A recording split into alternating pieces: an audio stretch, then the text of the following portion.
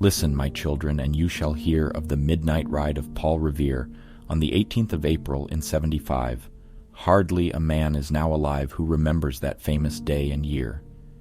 He said to his friend, "If the British march by land or sea from the town tonight, hang a lantern aloft in the belfry arch of the North Church Tower as a signal light, 1 if by land, and 2 if by sea, and I on the opposite shore will be ready to ride and spread the alarm through every Middlesex village and farm for the country folk to be up and to arm."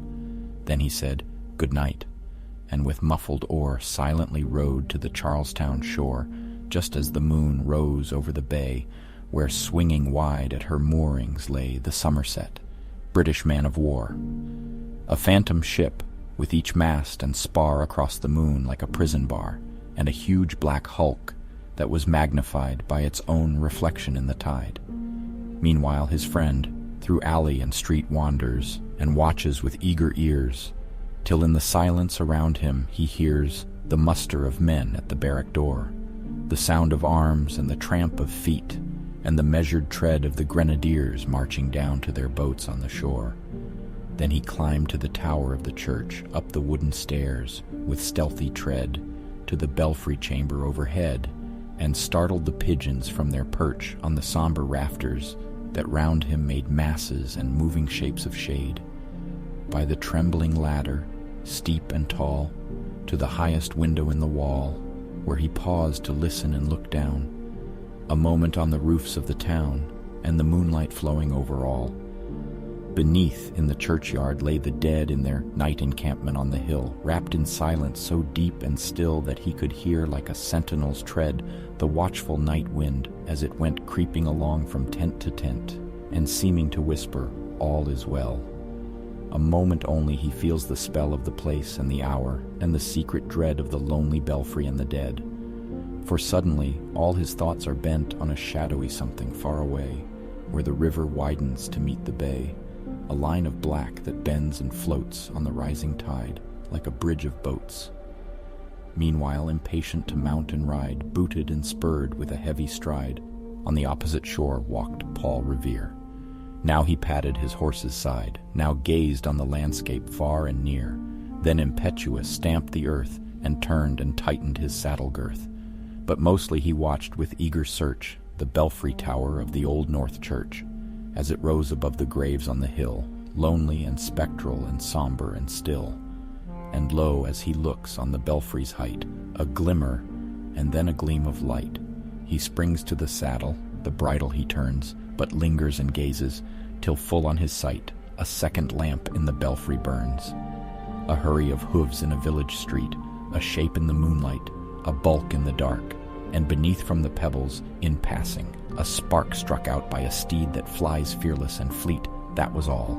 And yet, through the gloom and the light, the fate of a nation was riding that night, and the spark struck out by that steed in his flight kindled the land into flame with its heat.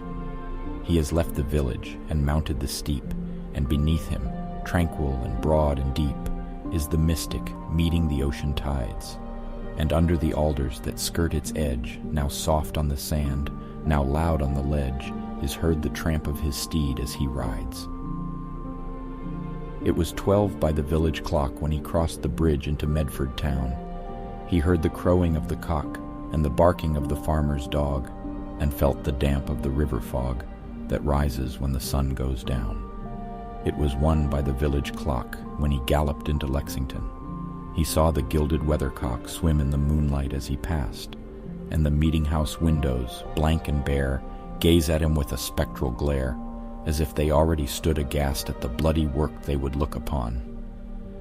It was 2 by the village clock when he came to the bridge in Concord town.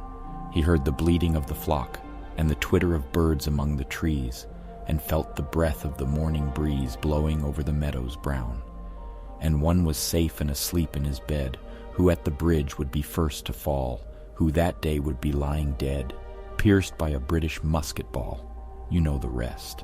In the books you have read how the British regulars fired and fled, how the farmers gave them ball for ball from behind each fence and farmyard wall, chasing the redcoats down the lane, then crossing the fields to emerge again, under the trees at the turn of the road, and only pausing to fire and load. So through the night rode Paul Revere, and so through the night went his cry of alarm to every Middlesex village and farm, a cry of defiance and not of fear, a voice in the darkness, a knock at the door, and a word that shall echo forevermore. For born on the night wind of the past, through all our history to the last, in the hour of darkness and peril and need, the people will waken and listen to hear the hurrying hoof-beats of that steed, and the midnight message of Paul Revere.